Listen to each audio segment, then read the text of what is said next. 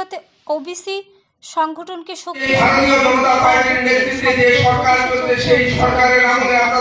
খোয়াই জেলার জয়ঘাট মণ্ডলে আয়োজিত কনভেনশনে উপস্থিত ছিলেন প্রদেশ ওবিসি মোর্চার সভানেত্রী মলিনা দেবনাথ। প্রায় 400 জন ওবিসি কার্যকর্তা উপস্থিত ছিলেন এই সভায়। ব্যুরো রিপোর্ট আরই। অভিনন্দন এবং নমস্কার। আমি অত্যন্ত আনন্দিত যে এই বড় হলটা কানায় কানায় পরিপূর্ণ ওবিসি কার্যকর্তা থেকে দেখি।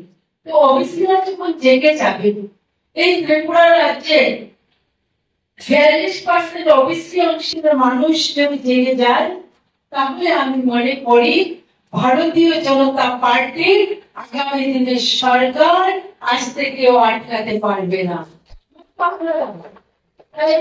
ওবিসি অংশের সমস্ত কার্যকর্তার কাছে আমার সেই অনুরোধটুকু রইল যে সমস্ত ওবিসির যত ভোট, সেই সমস্ত ভোট যাতে ভারতীয় জনতা পার্টির হয়, সেই লক্ষ্যকে সামনে রেখে আমাদেরকে কাজ করতে হবে।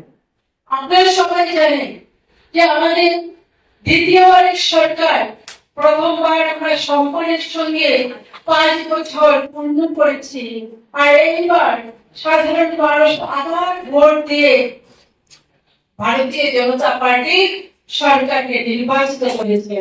আর সেই সরকারেও দ্বিতীয় বর্ষ পূর্তি, আর আমরা 9 তারিখ আগরতলার বিবেকানন্দ ময়দানে সবাই যাব, সভা করব, যে সবার সাক্ষী আমরা সবাই বলতে চাই যে পুরো আস্তাবল যে ময়দান, সেটা কানায় কানায় পরিপূর্ণ হবে। তাই সমস্ত ওবিসি কার্যকর্তাকে